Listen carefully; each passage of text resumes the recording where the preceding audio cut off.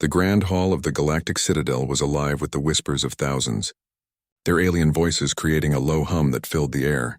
Rows of alien dignitaries, warriors, and scholars from across the galaxy occupied their elevated seats, their strange and varied forms glittering under the glow of hovering crystalline lights. At the center of the vast arena, a solitary figure stood, a human jester in a patchwork outfit of faded colors and jingling bells. Martin was no stranger to humiliation. Back on Earth, he'd been a traveling entertainer eking out a living at fairs and taverns. His knack for physical comedy and clever improvisation had earned him mild fame, but it was his sharp tongue that often got him into trouble. He never expected his knack for jesting to land him on an alien starship, abducted by beings with an uncanny interest in Earth's primitive forms of entertainment. Now, he was the galaxy's laughingstock, paraded from one alien court to another as an exotic oddity. The Cathrexians, a reptilian race renowned for their ruthless logic, had brought him here to the Citadel for what they called the ultimate trial, a competition of wit and performance before the galactic elite. The stakes? Only his life. He adjusted the bells on his hat and looked out at the sea of unfamiliar faces. Some had scales, others fur, and some were merely shifting patterns of light. His heart raced, but he forced a grin. If he was going to die, he'd go out the only way he knew how, with a laugh. The Overseer, a towering figure with 4 glowing eyes and an air of authority, raised a hand to silence the crowd. "Human," it boomed, the word reverberating through the chamber. "You stand before the galaxy not as a warrior, scholar, or diplomat, but as a fool. Do you understand the gravity of your position?" Mary gave an exaggerated bow, nearly toppling over in the process. "Gravity, you say? Funny. I've been feeling a bit lightheaded since I got here. Must be the alien air." A ripple of amusement passed through the crowd, though some dignitaries looked unimpressed. The Overseer's glowing eyes narrowed. "You just in the face of annihilation? It's either that or cry," Mary quipped, spinning his hat on one finger. "And between you and me, crying doesn't get much applause." The Overseer gestured, and a holographic display appeared in the air, showing the rules of the trial. Mary squinted at the alien script, which shifted into something legible. "Prove the value of humor to the galaxy, or perish." He gulped but maintained his outward bravado. "Prove the value of humor? Huh? Well, lucky for you. I've got jokes for days. Did you hear about the alien who opened a bakery?" All the customers kept saying, "This is out of this world." A few chuckles echoed, but the crowd quickly quieted. The Overseer remained stoic. "You will perform 3 acts," it intoned. "Each will test a different aspect of your craft. If you fail to impress, your life will be forfeit." Mary took a deep breath. 3 acts. Huh? Sounds like 1 too many. But hey, who's counting? The crowd murmured as the first challenge was announced. Improvise a comedy routine based on galactic history. Mary's mind raced. He didn't know galactic history, hell. He barely passed Earth history in school, but he had no choice. As he stepped into the spotlight, a holographic projection of the galaxy's past appeared around him. Alien wars, alliances, and discoveries played out like a living tapestry. Mary knew he couldn't compete with their knowledge, so he did what he did best. He made it up. "Oh, look at that," he exclaimed, pointing to a projection of 2 alien species shaking hands. The first intergalactic peace treaty. Bet they sealed it with a spit shake. Or was it tentacles? Either way, hygiene must have been a nightmare. The crowd laughed, their amusement growing as Mary continued his absurd commentary. He pretended to be an alien general, barking orders in gibberish, then switched to a primitive human diplomat, offering them Earth's greatest treasures, cat videos and pizza. By the end of his routine, the hall was roaring with laughter. Even the Overseer's lips curled into what might have been a smile. As Mary stepped back, his heart still pounding, he allowed himself a moment of hope. For the first time since his abduction, he felt something other than fear. Perhaps he could survive this after all. But as the Overseer announced the next challenge, Mary's confidence faltered. "Your second trial," it declared, "will test your ability to unite beings of vastly different cultures through humor." Mary looked out at the sea of alien faces, each more alien than the last. Piece of cake. he muttered to himself, though his hands trembled. I just hope they like their jokes served rare. The grand hall of the Arcturian court stretched endlessly above and around him, an intricate mosaic of alien architecture that defied earthly geometry. Torches burned with blue and violet flames, casting shadows that danced like living entities across the crystalline walls.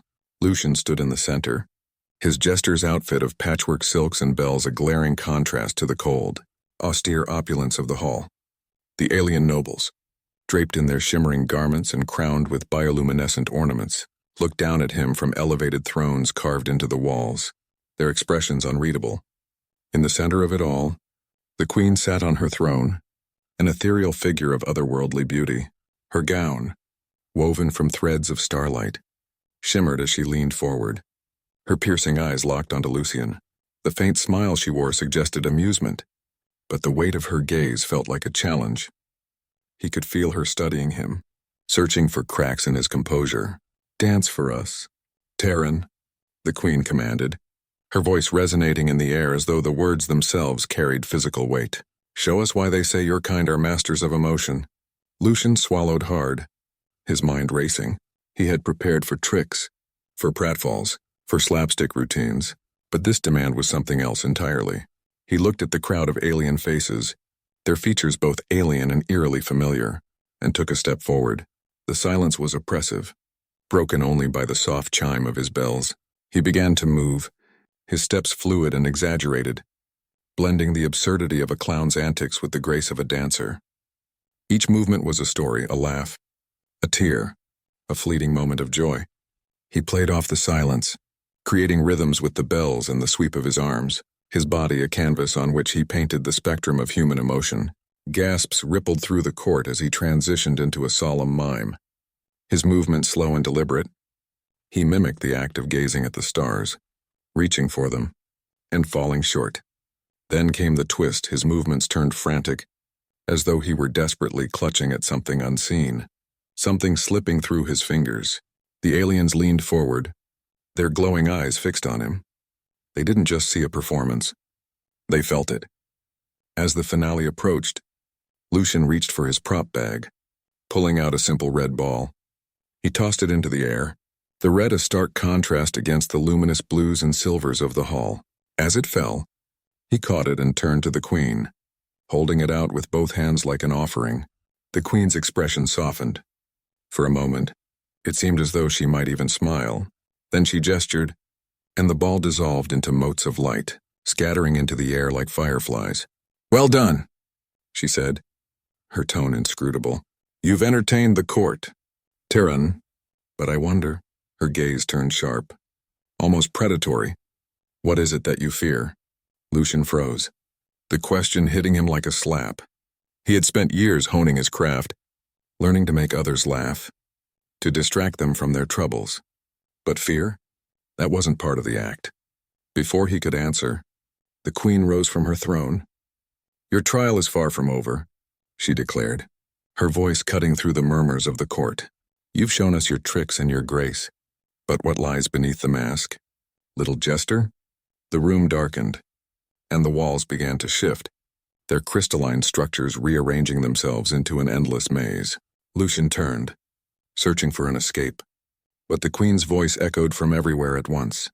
Find the heart of the maze, she said, her words laced with both challenge and promise. If you can reach it, perhaps you'll learn why you're truly here. The floor beneath him trembled, and Lucian stumbled as the labyrinth took shape.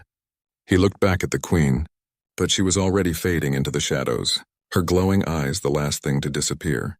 The nobles, too, melted into the darkness, leaving him utterly alone. Clutching his bag of tricks, Lucian took a deep breath and stepped into the maze, the sound of his bells swallowed by the void. The grand hall was alive with an energy Marcus had never encountered before.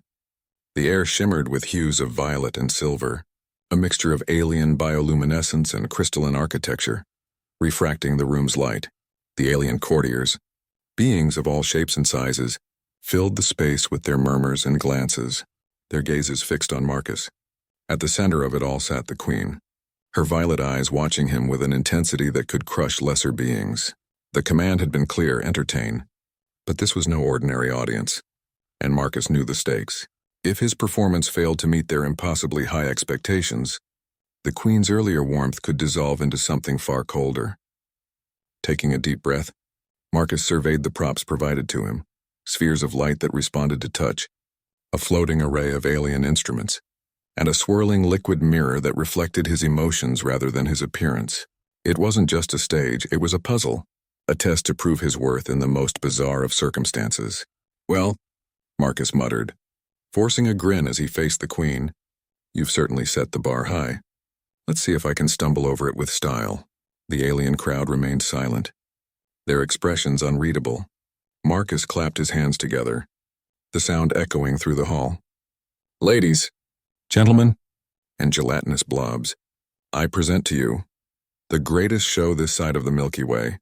He began with a flourish, juggling the spheres of light, their colors shifting with each toss. The orbs hummed as they moved, producing an ethereal melody that filled the hall. It wasn't enough to impress the Queen, though. Her gaze remained unflinching, her lips a neutral line. Time for something bolder. Marcus reached for the alien instruments, their designs defying logic. One was a harp with strings of pure energy, another a drum that responded to thought rather than touch. He had no idea how to play them, but his instincts kicked in. He struck the drum, letting his emotions guide the rhythm. Each beat sent ripples through the air, and as he added the harp's otherworldly tones, the room seemed to come alive. The liquid mirror reflected the growing confidence on his face, his grin widening as the alien courtiers began to sway to the music. Even the Queen tilted her head, her eyes narrowing in a way Marcus dared to hope was approval. Then, disaster struck. One of the floating orbs slipped from his grasp, plummeting toward the ground. Time seemed to slow as Marcus lunged to catch it.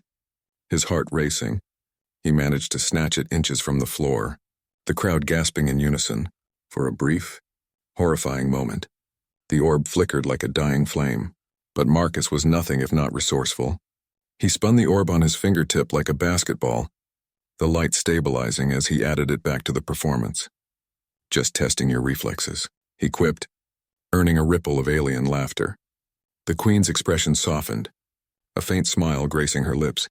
Marcus pressed on, weaving jokes, tricks, and music into a seamless tapestry of entertainment. He mimed the story of Earth's evolution, turning its most absurd moments, the invention of the spork, disco, and reality TV into comedic gold. The liquid mirror amplified his gestures, projecting images of his antics for all to see. As the final note of his improvised symphony faded, Marcus took a bow, sweat dripping from his brow. The hall fell silent, the courtiers holding their breath as they awaited the Queen's verdict. She rose from her throne, her gown cascading like liquid starlight. "Jester Marcus," she said, her voice resonating through the chamber, "you have achieved the impossible. You have shown us the beauty of imperfection, the strength of adaptability, and the courage of creativity. For this, you are worthy." The hall erupted in applause, the aliens' cheers a mix of clicks, hums, and otherworldly sounds. Marcus felt a wave of relief and pride wash over him. But as the Queen descended the steps of her throne, her smile turned mischievous. "However," she said, standing before him, "you have also awakened a curiosity within me.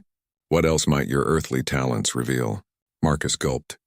The Queen extended her hand, her eyes gleaming with challenge and intrigue. Whatever awaited him next, one thing was certain: this was only the beginning. The grand hall of the Emperor's palace was alive with anticipation. Thousands of shimmering orbs of light floated above the assembly, casting an ethereal glow on the dignitaries gathered from every corner of the galaxy.